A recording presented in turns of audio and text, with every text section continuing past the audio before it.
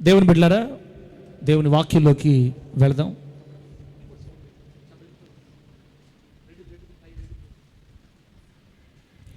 Praise the Lord, praise the lord.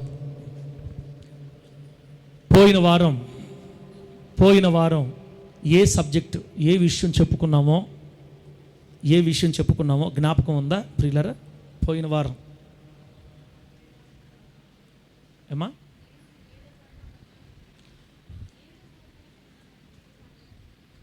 సింహాసనాసీనుడై ఉన్న దేవుని చేతిలో పట్టుకొని ఉన్నటువంటి గ్రంథం, 7 ముద్రలు గట్టిగా వేసి ఉన్న గ్రంథం అంటే ఏంటి? ఆ గ్రంథం దేనికి పోలిక? జయదేవ్, ఆ గ్రంథం దేనికి పోలిక, దేనికి సాదృశ్యం అని సింహాసనం మీద కూర్చుని ఉన్న దేవుని తండ్రి అయిన దేవుని కుడి చేత పట్టుకుని ఉన్న ఆ గ్రంథం ఏమిటో పోయిన వారం మనం విన్నాం. గుర్తుందా? 2 పాయింట్లు చెప్పాను. ఆ గ్రంథం దేనికి సాదృశ్యం? నరుడు పోగొట్టుకున్న అధికారం, ఈ భూమిని పరిపాలన చేయటానికి, భూమిని ఏలుబడి చేయటానికి, భూమిని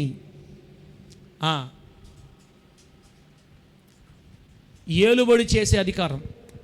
ఆ అధికారాన్ని సాతానుగాడు మోసం చేత, కుట్ర చేత లాగేసుకున్నాడు. వాడు లాక్కున్నటువంటి అధికారాన్ని సిలువలో కడపటి ఆదాముగా వచ్చిన యేసయ్య వాడి తల చితగొట్టి తిరిగి మరలా మన అధికారాన్ని మనకు అనుగ్రహించాడు. దేవునికి స్తోత్రం కలుగునుగాక. ఆ దేవుని కుడి చేత పట్టుకొని ఉన్న 7 ముద్రలు గట్టిగా వేసి ఉన్న గ్రంథం మనము పోగొట్టుకున్న స్వాస్థ్యం, అనగా మనం పోగొట్టుకున్న మహిమ. ఆదామును దేవుడు సృష్టించినప్పుడు మహిమలో సృష్టించాడు. పాపము చేసిన తర్వాత ఆ మహిమను కోల్పోయినప్పుడు వారు దిగంబరులుగా గుర్తించారు. ఆ పోగొట్టుకున్నటువంటి, అన్యాయంగా అక్రమంగా లాక్కున్నప్పుడు తమంతట తామే మోసపోయి తమ మహిమను అమ్మేసుకున్నారు. తిరిగి సంపాదించుకోలేకపోయారు నరులు. కనుక మనకు సమీప బంధువుడైన యేసయ్య భూలోకాన్ని దిగొచ్చి మనం కట్టాల్సిన వెల ఆయన తన రక్తము రూపముగా కట్టి వెల చెల్లించి మన సమీప బంధువుడు మన స్వాస్థ్యాన్ని తిరిగి మనకు అప్పగించాడు. దేవునికి స్తోత్రం కలుగునుగాక. 1000 ఏండ్ల పరిపాలనలో ఇవన్నీ మనం మరలా పొందుకొని భూమిని 1000 సంవత్సరాలు పరిపాలన చేస్తాము అని నిన్న వారం ఆ గ్రంథాన్ని గురించి మనం ఏమండి ధ్యానం చేసాం. ఇప్పుడు అదే వరుసలో ఇంకొక అంశాన్ని మనం ధ్యానం చేద్దాం. మరొక అంశాన్ని, ఆశీర్వాదకరమైన అంశాన్ని ధ్యానం చేద్దాం. ప్రియులారా, వాక్యంలోకి వెళ్లే ముందు ప్రమాద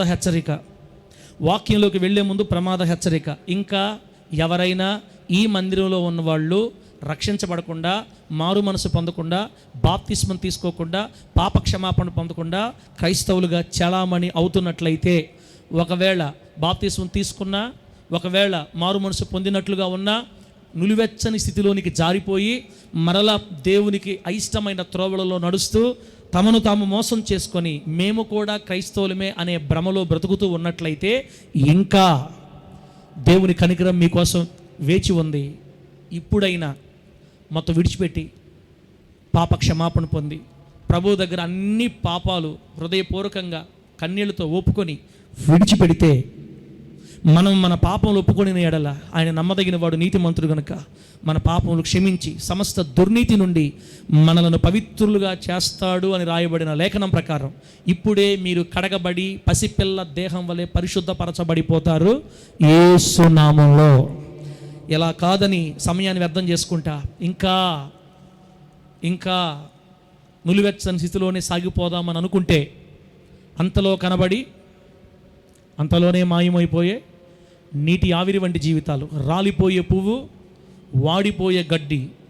ఎప్పుడు రాలిపోతామో ఎప్పుడు వాడిపోతామో తెలియదు. ఒకవేళ చనిపోతే పాపంలో ఉండి నిర్దాక్షిణ్యంగా ఆరని అగ్ని గంధకములతో మండు గుండములో పాలు పొందాల్సి వస్తుంది. కాబట్టి ఆ మహాభయంకరమైన ప్రమాదాన్ని తప్పించుకోవడానికి నీకు ఒక్క అడుగు దూరమే ఉంది. ఆ ఒక్క అడుగే దేవుని సన్నిధికి వెళ్ళి పాపములన్నీ ఒప్పుకొని విడిచిపెట్టడం. ఈరోజే నా ప్రభు మనలందరినీ సరిచేయునుగాక. వాక్యంలోకి వెళదాం బిడ్డ. ప్రకటన గ్రంథం 5వ అధ్యాయం మొదటి వాక్యాన్ని మరొకసారి చదువుదాం. ప్రకటన గ్రంథం 5వ అధ్యాయం మొదటి వాక్యం. మరియు లోపటను వెలుపటను వ్రాత కలిగి 7 ముద్రలు గట్టిగా వేసి ఉన్న ఈ యొక్క గ్రంథం సింహాసనమునందు ఆసీనుడై యుండువాని కుడి చేత చూచితిని.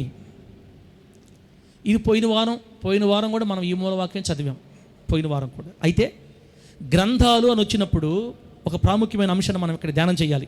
మనము 4వ అధ్యాయంలో ఏమేమి ధ్యానం చేసామంటే, ప్రకటన గ్రంథం 4వ అధ్యాయంలో మనం ఏం ధ్యానం చేసామంటే, పరలోకముల నుండి దేవుని పిలుపు, ఇక్కడికి ఎక్కిరా.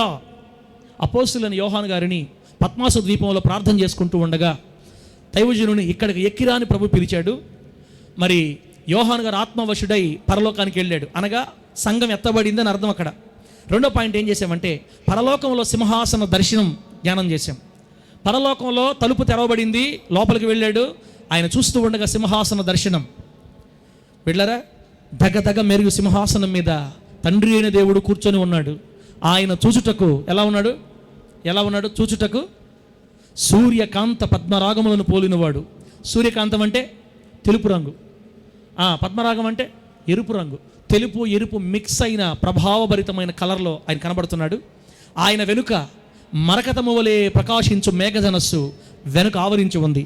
ఆయన చుట్టూ 24 పెద్దలు 24 సింహాసనాల మీద కూర్చొని తలల మీద సువర్ణ కిరీటములు పెట్టుకున్న వారై కూర్చొని ఉన్నారు. ఆ తర్వాత 4 జీవుల సారాంశం కూడా నేర్చుకున్నాం. సింహాసనానికి 4 వైపులా ఆవరించున్నారు 4 జీవులు. వాళ్ళు ఏ ముఖాలతో ఉన్నారో, ఆ అర్థాలేంటో, ఆ భావాలేంటో అన్నీ నేర్చుకున్నాం. ప్రభువు నామానికి మహిమ కలుగును గాక. సింహాసనానికి ముందు స్ఫటికమును పోలిన గాజు వంటి సముద్రం యొక్క విశేషాలు ఏంటో కూడా మనం నేర్చుకున్నాం. ఇదంతా 4వ అధ్యాయంలో ధ్యానం చేశాం. ఈ 5వ అధ్యాయం కూడా 4వ అధ్యాయం కొనసాగింపే కాకపోతే విడగొట్టారు 5వ అధ్యాయంగా. 2 మొత్తం ఒకటే, ఇదంతా వివరణ ఒకటే. కాబట్టి 4వ అధ్యాయం కొనసాగింపులోనే మనం ఇవి నేర్చుకుంటున్నాం. ఇప్పుడు మనం చదివినటువంటి అంశంలో సింహాసనం మీద తండ్రి అయిన దేవుడు కూర్చొని ఉన్నాడు. ఆయన చేతిలో, కుడి చేతిలో ఏముంది? 7 ముద్రలు గట్టిగా వేసి ఉన్న ఒక గ్రంథం. అంతలో ఒక బలిష్ఠుడైన దేవదూత పరలోక రాజ్యంలో ఇలా ప్రకటించాడు, ఈ గ్రంథాన్ని విప్పడానికి, చదవడానికి, ఈ గ్రంథమును విప్పుటకైనను, చూచుటకైనను, చదువుటకైనను శక్తి గలవారు ఎక్కడా, ఎవరైనా ఉన్నారా అని ప్రకటన చేస్తే అంతలో నిశ్శబ్దం. పరలోకంలో ఎవ్వరు, పరలోకంలో కానీ, భూమి మీద కానీ, భూమి క్రింద పాతాళ లోకంలో కానీ ఆ గ్రంథమును విప్పుటకైనను, చూచుటకైనను యోగ్యుడు కానీ, శక్తి గలవాడు కానీ లేకపోగా, ఆ లేడు అన్న సంగతి యోహాను గారు తెలుసుకొని కుమిలి ఏడుస్తున్నాడంట. అలా ఏడుస్తూ ఉన్నప్పుడు అకస్మాత్తుగా 24 పెద్దలలో ఒక పెద్ద యోహాను గారి దగ్గరకు వచ్చి తట్టి, బాబు ఎవరూ లేరని ఏడుస్తున్నావు కదా, ఏడవద్దు. దావీదుకు చిగురు, దేవునికి స్తోత్రం కలుగును గాక.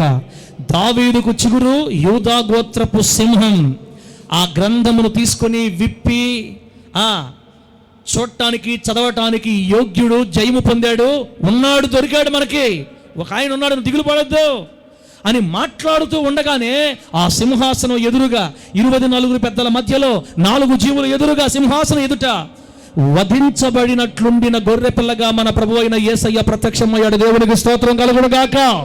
చెప్పండి గట్టిగా హల్లెలూయా. ఆయన దగ్గరికి వెళ్ళి దేవుని కుడి చేతులను గ్రంథాన్ని తీసుకొని ఏమండి ఇక విప్పబోతున్నాడు. ఆయన చేతిలో తీసుకోగానే 24 పెద్దలు, 4 జీవులు, సమస్త సృష్టి ఆయన చేతిలో తీసుకున్న గ్రంథాన్ని బట్టి స్తుతిస్తున్నారు, కొనియాడుతున్నారు అన్న కాన్సెప్ట్తో 5వ అధ్యాయం అయిపోద్ది. ఆ తర్వాత మన 6వ అధ్యాయంలో యేసయ్య ముద్ర విప్పినప్పుడు ఏం జరగద్దో రాయబడి ఉంటుంది అనమాట. అయితే ఇది 5వ అధ్యాయ వివరణ. అయితే ఇప్పుడు మనకు పాయింట్, ఎట్లాగో గ్రంథాలు అనే సబ్జెక్ట్ వచ్చింది కాబట్టి ఈరోజు మనం ఏ సబ్జెక్ట్ని, ఏ అంశాన్ని ధ్యానం చేద్దామంటే, దేవుని సన్నిధిలో వ్రాయబడుతున్న 4 గ్రంథాలు అని రాసుకోండి అంశం. దేవుని సన్నిధిలో వ్రాయబడుతున్న 4 గ్రంథాలు. పరలోక రాజ్యంలో 4 బుక్స్ రాయబడుతున్నాయి. అందుకే మీరు చూడండి, జీవ గ్రంథములో ఎవని పేరైనా రాయబడినట్టు కనబడని ఎడలా ఏమవుతారు? వాడు అగ్నిగుండములో పడవేయబడతాడని బైబిల్ రాయబడింది. అమ్మలారా, డబ్బులు ఎవరికి ఊరికే రావు అన్నట్టు చూస్తూ ఆయన చెప్తుంటాడు హుషారుగా. డబ్బులు ఎవరికి ఊరికే రావు అన్నప్పుడు హుషారుగా ఎట్టుంటారు, అట్లా కొంతమంది నేర్చుకున్నారు. ఆరను అన్నా, ఎవడన్నా ఏం చెప్పాను? జీవ గ్రంథమందు ఎవరి పేరైనను వ్రాయబడినట్టు కనబడిన ఎడల వాడు అగ్నిగుండములో పడవేయబడునని రాయబడింది బైబిల్లో. అంటే జీవ గ్రంథం అనే ఒక గ్రంథం రాయబడుతుంది పరలోకంలో. ఇట్లా మొత్తం 4 గ్రంథాలు రాయబడుతున్నాయి బైబిల్ అంతట్లో. అసలు ఆ గ్రంథాల వివరణ ఇప్పుడు తెలిసిపోవాలా. ఎట్లాగో 7 ముద్ర గ్రంథం వివరణ వచ్చింది కాబట్టి అసలు పరలోకంలో ఏ గ్రంథాలు రాయబడుతున్నాయి, ఎవరి కోసం రాయబడుతున్నాయి, ఏంది ఇదంతా, ఏంటి పరిస్థితులు, నిజమా కాదా, బైబిల్లో లేఖన ఆధారాలు ఉన్నాయా లేదా, ఈరోజు తేల్చేద్దాం ప్రభు సమక్షంలో. ప్రభు నామానికి మహిమ కలుగును గాక. ప్రియులరా, లోపలికి వెళ్దాం. చూడండి, ప్రకటన గ్రంథం. బిడ్డలరా, మరి మనం చెప్పాం కదా 4 గ్రంథాలు. దేవుడు పరలోక రాజ్యంలో దేవదూతల ద్వారా 4 గ్రంథాలు రాయిస్తున్నట్టుగా మనకు బైబిల్లో లేఖనాల ఆధారంగా ఉన్నాయి. రాసుకోండి. మొదటి గ్రంథం 4 గ్రంథాల్లో మొదటిది ఏంటంటే మలాకీ గ్రంథం 3వ అధ్యాయం 16వ వచనం ప్రకారం. మలాకీ గ్రంథం 3వ అధ్యాయం 16వ వచనం ప్రకారం నీతిమంతుల గ్రంథము రాయబడుతుంది పరలోకంలో. వినయ్, ఏ గ్రంథం వినయ్? నీతిమంతుల గ్రంథం రాయబడుతుంది. మళ్ళా చదువుదాం బిడ్డ, జస్ట్ మీరు రెఫరెన్స్ నోట్ చేసుకోండి. మలాకీ 3:16. అమ్మలారా, అయ్యలారా, నా పిల్లలారా, ఆత్మీయ బిడ్డలారా, నోట్సులు కొనుక్కోండి. నేను చెప్తున్నాను కదా, ఎప్పటికప్పుడు మీరు హ్యాపీగా మర్చిపోతారు. చదివే పిల్లలు ఖచ్చితంగా నోట్సులు కొనుక్కొచ్చుకొని రాసుకోండి. అమూల్యమైన అంశాలు మనకి రాబోయే రోజుల్లో మనం రాసుకున్న నోట్సులే మనకు వాక్యం. ఇంకా మళ్ళీ చెప్పి మేము భయపెట్టలేను. నేను నోట్సులు రాసుకోవటం మంచి అలవాటు. నీకు 70 సంవత్సరాలు కూడుబెట్టే చదువు కోసమే అన్ని నోట్సులు పెట్టుకొని రాసుకుంటే, కోట్ల సంవత్సరాలు పరలోక రాజ్యాన్ని మనకు అనుగ్రహించబోతున్న వాక్యం కొరకు నోట్సులు పెట్టాలా వద్దా? కెతురక్క, నీ నోట్స్ ఏది? కెతురక్క, నీ పెన్ ఏది? చదువు రాదు సార్ మాకేం నోట్సులు సార్, మాకు ఇబ్బంది లేని పని. చదువుకోని వాళ్ళందరూ ఇప్పుడు ధనిలు, నోట్స్ కొనే పని లేదు. ఇసకనా? రైట్, చెప్పండి. ఫస్ట్ గ్రంథం ఏ గ్రంథం అది? మలాకీ 3:16 ప్రకారం నీతిమంతుల గ్రంథం. రెండో గ్రంథం ప్రకటన గ్రంథం 20వ అధ్యాయం 12వ వచనం ప్రకారం. ప్రకటన గ్రంథం 20వ అధ్యాయం 12వ వచనం ప్రకారం పాపుల గ్రంథం రెండోది. ఒకటేమో నీతిమంతుల గ్రంథం, రెండేమో పాపుల గ్రంథం.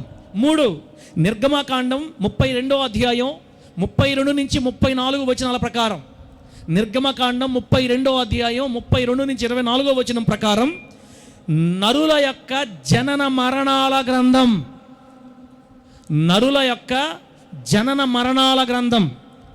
ఏమయ్యా ఇస్రాయల్ పాస్టరా, నీ సొంతగా రాసుకొని వస్తుండవా ఇస్రాయల్ పాస్టరా?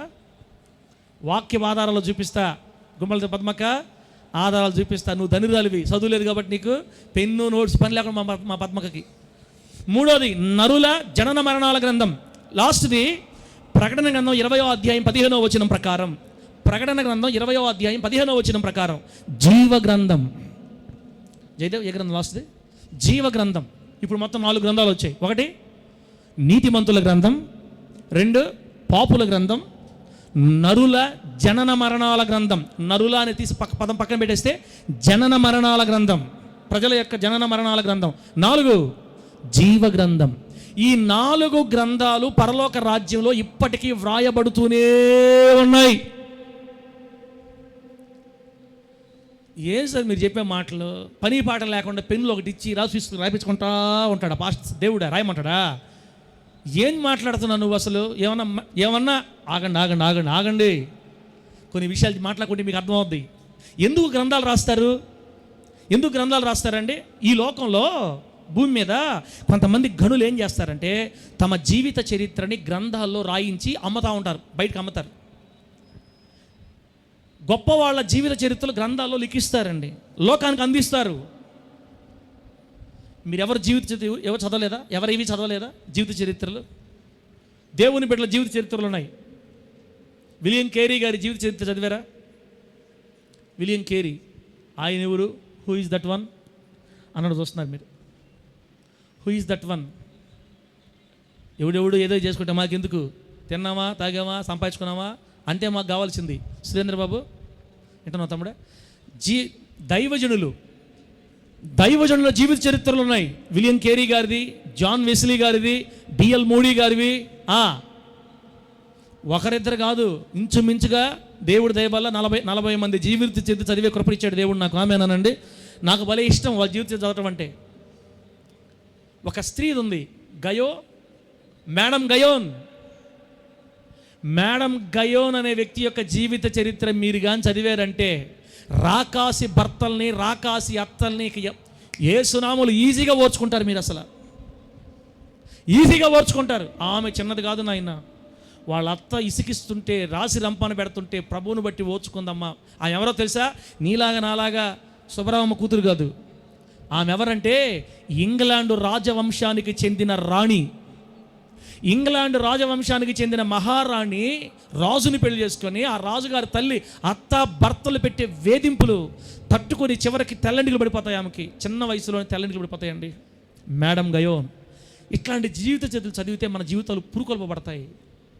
ఎందుకు ఈ జీవిత చరిత్ర రాస్తున్నారు, ఎందుకు గ్రంథాల్లో లిఖిస్తున్నారు అంటే వాళ్ళ చరిత్రలో మనకు ఆశీర్వాదకరం అవ్వాలని, వాళ్ళ చరిత్ర భూమి మీద నిలిచి ఉండాలని రాసుకుంటారు. ఇంకా ముందుకెళితే కొంతమంది జ్ఞానులు, ఇహ సంబంధమైన జ్ఞానులు ఏం చేస్తారంటే డైరీ మెయింటైన్ చేస్తారు. రోజు డైరీ అంటే అర్థమైంది, ఈరోజు 10 గంటలకు టిఫిన్ చేశాను, ఈరోజు 2 గంటలకు స్నానం చేశాను అయి కాదు.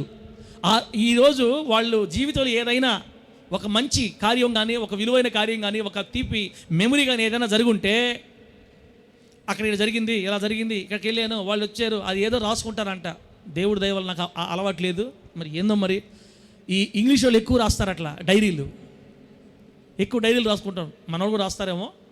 డైరీలు రాసుకొని పని లేక పిచ్చోళ్ళు వాళ్ళ పడుకునే ముందు మంచం మీద కూర్చొని మొత్తం రాస్తారు వాళ్ళు. ఈరోజు ఏం జరిగి మొత్తం రాసి అప్పుడు నిద్రపోతారు. మన చనిపోయిన కలకత్తాలో చంపేశారు కదా ఆ అమ్మాయిని, నర్సుని, డాక్టర్ని, జూనియర్ డాక్టర్ని. ఆ అమ్మాయి కూడా ఆ రోజు డైరీ రాసి భోజనం చేసిందంట. ఆ డైరీలో లాస్ట్ రోజు పేపర్లో కూడా కొన్ని విషయాలు రాసిందని దాన్ని చింపేశారని ఏదో సంథింగ్. ఇట్లా డైరీలు రాసే అలవాటు కూడా కొందరికి ఉంటుంది. ఎందుకు రాస్తున్నట్టు వాళ్ళు పని పట్టలేకుండా వాళ్ళ జ్ఞాపకాలని, వాళ్ళ గుర్తుల్ని భద్రపరుచుకుంటారు. అట్లాగా అది మర్యాద, అది ఆశీర్వాదం. అలా రాసుకోవడం కూడా మంచి అలవాటు. తర్వాత బిడ్డలారా, మనం వెనకటి కాలానికి వెళితే, మన పురాతన కాలానికి వెళితే, అనగా ఇజ్రాయేలు రాజులు పరిపాలన చేస్తున్న కాలానికి మనం వెళితే,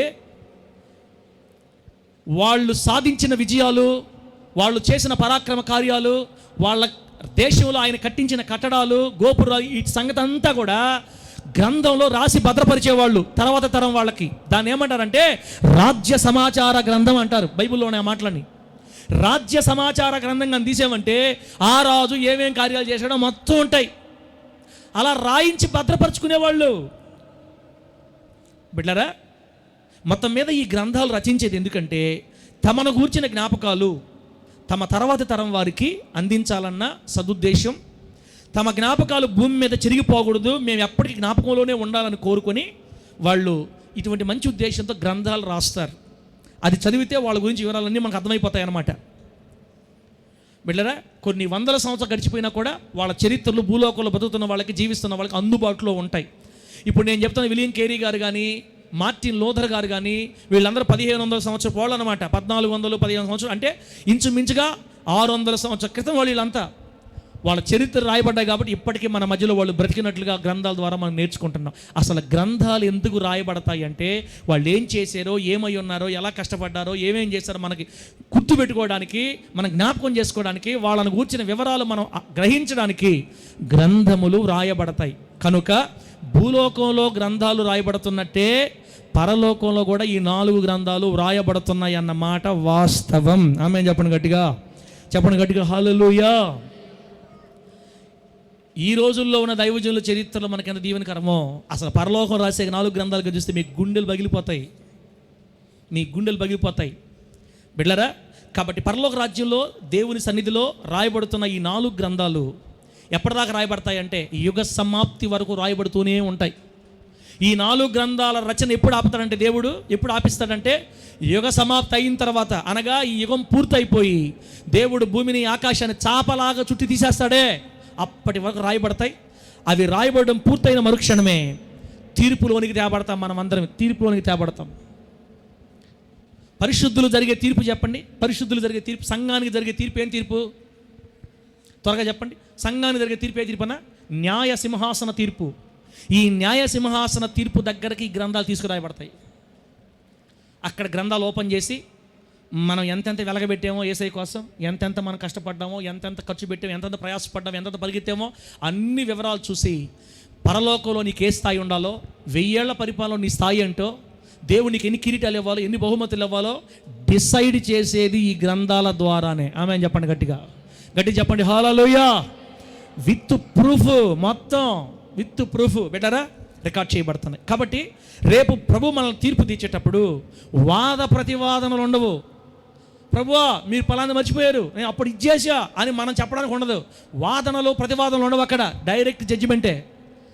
గ్రంథం తీయటం, నీ పేరుతో మొత్తం చదవటం, ఇతని ఈ సంగతి, ఇతనికి ఈ కిరీటం వెండి, వీడికి కిరీటం పక్కపో, ఏం లేదు, ఏం కష్టపడలా పక్కబట్టు అని ఓన్లీ జడ్జిమెంటే ఉంటుంది అంతే. వాదనలు ప్రతివాదనలు ఉండవు. అందుకే మన గ్రంథాలు పనికి వస్తాయి.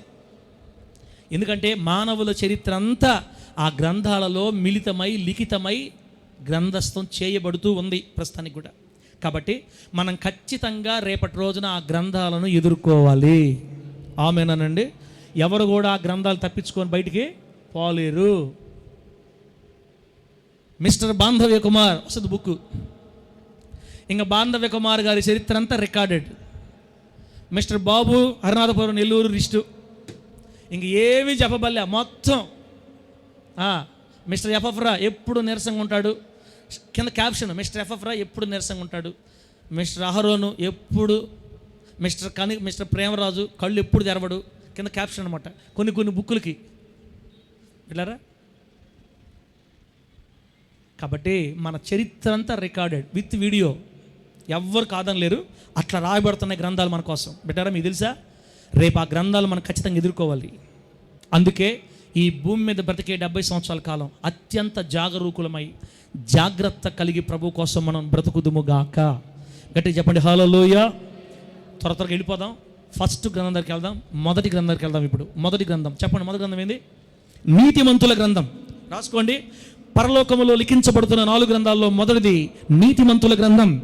మలాకీ గ్రంథం 3వ అధ్యాయం 16వ చదువుదాం. ఇప్పుడు మలాకీ గ్రంథం 3వ అధ్యాయం 16వ వాక్యంలో ఏం రాయబడిందంటే, యెహోవా యందు భయభక్తులు కలిగి ఆయన నామమును స్మరించుచూ ఉండు వారికి జ్ఞాపకార్థముగా ఒక గ్రంథము ఆయన సముఖమునందు వ్రాయబడెను అని రాయబడింది. ఎవరైతే, వినండి బిడ్డలారా, నీతిమంతుల గ్రంథాన్ని గురించి వివరంగా చెప్తున్నాను ఇప్పుడు నేను. ఎవరైతే యేసు క్రీస్తు నామమందు విశ్వాసముంచి, అనగా యేసయ్యని సొంత రక్షకునిగా అంగీకరించి యేసుక్రీస్తును ప్రభువుగా నమ్మి దానికి సాదృశ్యంగా పాప జీవితాన్ని వదిలి, బిడ్డలారా నీతిమంతుల గ్రంథంలో వివరణ అన్నమాట. పాత జీవితాన్ని వదిలి పాప జీవిత విషయంలో మరణించి నీతి మూలముగా ఆత్మ మూలముగా బాప్తిస్మం పొంది పాప విమోచన అనుగ్రహించబడి పాపరహిత స్థితిలోనికి, రక్షణ పొందిన స్థితిలోనికి, నీతి జీవితంలోనికి మనం ఏమంటే దాటుట ద్వారా దీన్ని క్రొత్త జన్మ అంటారు అనమాట. ప్రభువు నామానికి మహిమ కలుగును గాక.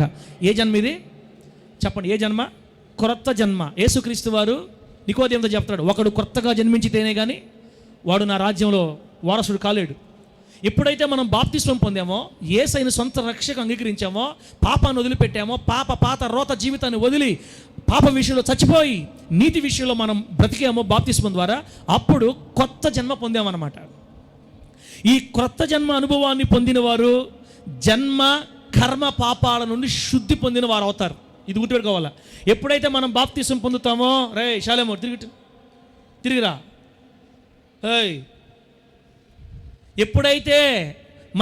ఎప్పుడైతే బాప్తిస్మం పొందుతామో, ఎప్పుడైతే కడగబడతామో, మన జన్మ పాపము కర్మ పాపాలు అన్నీ కూడా కడిగివేయబడ్డాయి.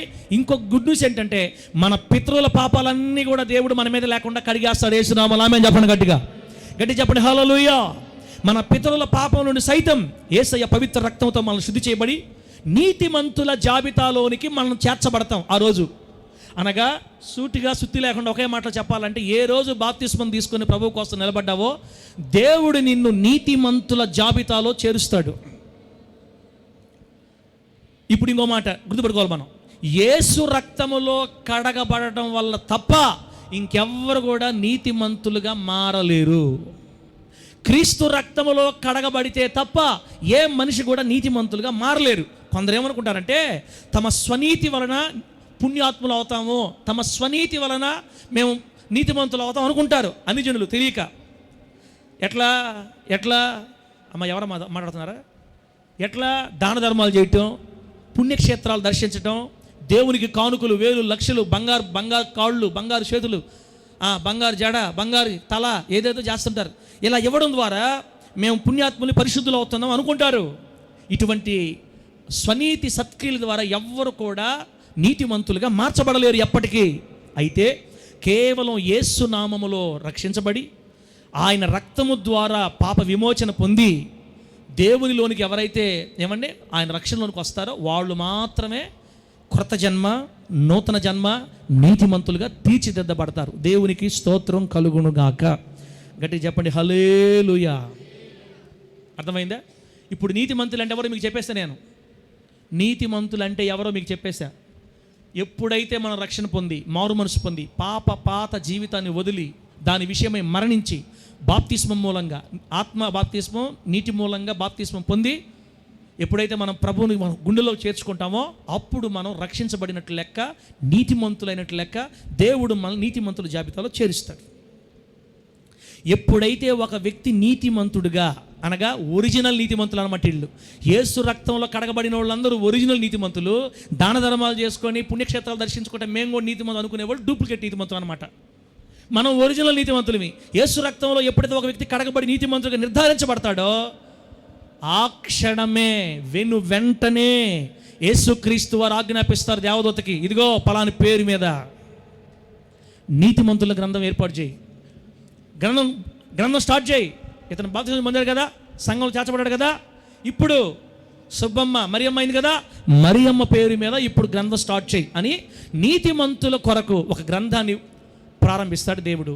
బిడ్డలారా, నీకు ఒక గ్రంథం, నాకు ఒక గ్రంథం, నాకు ఒక గ్రంథం, అందరి గ్రంథాలు వేరు గ్రంథాలు, ఒకటే కాదు అందరికీ వేరు గ్రంథాలు, అంతే. ఎవడి గ్రంథం వాళ్ళది. ఇవన్నీ కలిసి నీతిమంతుల గ్రంథాలు అనమాట. ఇప్పుడు అర్థమైందా? ఎప్పుడైతే మనం ప్రభువులకు అడుగు పెట్టామో, రక్షించబడ్డామో అప్పుడు మన పేరున ఒక గ్రంథం ప్రారంభమవుతుంది. అది కేవలం నీతిమంతుల గ్రంథం. ఆ గ్రంథంలో మంచి క్రియలు మాత్రమే లిఖించబడతాయి, సత్క్రియలు మాత్రమే లిఖించబడతాయి, భక్తిపూర్వకమైన కార్యాలు మాత్రమే లిఖించబడతాయి. చెడు క్రియలు దాంట్లో దేవుడు లిఖించడు. మనం దేవుని కోసం చచ్చిపోయే లోపు ఎన్ని మంచి కార్యాలు చేస్తున్నామో, ఎంత ప్రార్థన చేస్తున్నామో, ఎంత ఉపవాసాలు ఉంటున్నామో, ఎంత సువార్త ప్రకటిస్తున్నామో, ఎంత నీతిగా బ్రతుకుతున్నామో, కళ్ళ మీద, శరీరం మీద, లోకం మీద ఎలా జయించగలుగుతున్నామో అన్ని వివరాలు సవివరంగా దేవుడు దేవతల ద్వారా లిఖింపజేస్తూ ఉంటాడు. అది కేవలం నీతిని గూర్చి వ్రాయబడే గ్రంథం, నీతిమంతుల గ్రంథం. మల్లక్క అలియాస్ నయమక్క, విన్నావా? ఏం చెప్పు. నీతిమంతుల గ్రంథంలో కేవలం మన నీతి క్రియలు మాత్రమే రికార్డ్ చేయబడతా ఉంటాయి. మన సార్ అడగబోయి చూసి వచ్చినట్టు చెప్తున్నాడు ఆయన, ఏందో అసలు. అయినా కానీ దేవుడు ఈ గ్రంథాలు ఎందుకు రాయిస్తున్నట్టు ప్రశ్న. అయ్యా, ఈ భూమి మీద ఉండే వాళ్ళ మనుషుల కంటే పని పాట లేక వాళ్ళని గురించి అందరూ తెలుసుకోవాలని ఉబలాటపడి రాసుకుంటారు. దేవుడికి ఆయన ఎవరు? కళ్ళుతో చూస్తే మతం చెప్పాడా? కళ్ళుతో చూస్తే ఆయన అసాధ్యమైంది ఏమన్నా? ఆయన గ్రంథాలు ఎందుకు? ఆగు, ఆయన చేయగలడు.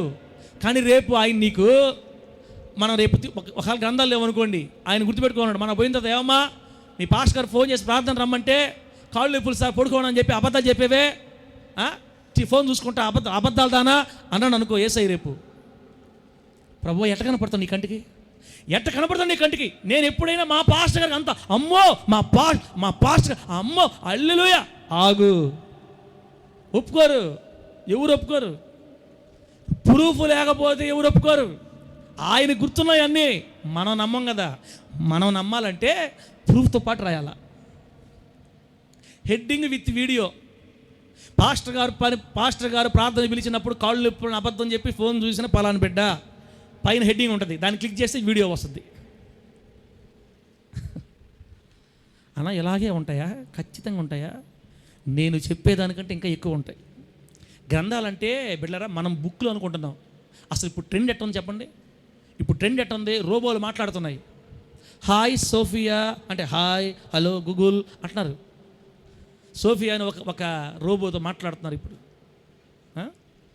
రోబో మాట్లాడుతున్నాయి. మీకు ఆ విషయం తెలుసా? రాబోయే రోజుల్లో మనిషి కంటే వేగంగా ఆలోచించగలిగే రోబోలు వస్తాయి. మనిషి కంటే కూడా ఎక్కువ ఫీలింగ్స్ చూపించగలిగే రోబోలు వస్తాయి. అంటే టెక్నాలజీ ఎలా వెళ్ళిపోతుందంటే ఇప్పుడు మానవ ఆలోచనలు మొత్తం రీడ్ చేసే కంప్యూటర్లు ఆల్రెడీ వచ్చేస్తున్నాయంట బిడ్డలారా. అసలు సరికొత్త వినూత్నం. అందుకే బైబిల్లో చెప్తుంది, అంత్యక్రీస్తు వచ్చినప్పుడు యెరూషలేము మందిరంలో విగ్రహాన్ని నిలబెడతాడని ఉంది, హేయమైన విగ్రహం. ఆ హేయమైన విగ్రహమే తన రూపంలో చేయబడిన రోబో. సేమ్ తన పోలికలోనే చేయబడిన రోబో. ఆ విగ్రహాన్ని దేవాలయంలో కూర్చోబెట్టి పూజించమంటారు, దాన్ని నమస్కారం చేయమంటారు. అప్పుడు యూదులు తెలుసుకుంటారు అనమాట. నేనేమంటున్నానంటే, ఇంత టెక్నాలజీ భూమి మీదే ఉంటే ఇంతకు మించిన టెక్నాలజీ పరలోకంలో ఉంటుంది. ఆమె చెప్పండి గట్టిగా. డిజిటల్ స్క్రీన్ మీద టక్ టక్ టక్ క్లిక్ చేస్తే నీ జీవిత చరిత్ర ఎంతో, ఎన్ని సంవత్సరాలు బతికేవో, ఎన్ని వీడియోలు ఉన్నాయో విత్ ఇన్ సెకండ్స్లో గాల్లోనే ప్రత్యక్షమైపోతాయి. అంతే, గాల్లోనే ఏ రోజు ఏంది మొత్తం వివరంగా నీతి క్రియలు, పాపపు క్రియలు మొత్తం లిస్టు, నీతిమంతుల గ్రంథం, పాపుల గ్రంథం. ఆయన బుక్కులు తీసి 472 పేజీ చూడు, 473 మినిట్ ఉందా, ఇట్లుండదాడా, విత్ ఇన్ సెకండ్స్ మొత్తం లిస్ట్ దిగేస్తుంది. లేట్ కూడా ఉండదు. మనసమ్మ నువ్వు కానీ సార్ నువ్వు అన్నీ జరిగేటట్టు చెప్తున్నావు. నువ్వు అమ్మా జరుగుతాయి, ఖచ్చితంగా జరిగి తీరతాయి. మన పేరు మీద ఇప్పుడు రాయబడుతూ ఉంది నీతిమంతుల గ్రంథం. ఆమె చెప్పండి గట్టిగా. ఎప్పుడైతే వేకుజాము 4 గంటలు లేచి నువ్వు ప్రార్థన స్టార్ట్ చేస్తావో నీ గ్రంథంలో దేవదూత రాయడం స్టార్ట్ చేస్తారు. నువ్వు ఎన్ని గంటలు లేసావో రాస్తారు, ఎంతసేపు ప్రార్థనలో కూర్చున్నావో రాస్తారు, ఎంతసేపు మోకాళ్ళ మీద కూర్చున్నావో రాస్తారు, ఎంతసేపు తూగేవో కూడా దీంట్లో రాయరు. దీంట్లో కేవలం రాసేది ఏంది, నీతి క్రియలే రాస్తారు. రెండోది ఉంది, ఏంటది, పాపుల గ్రంథం. అక్కడ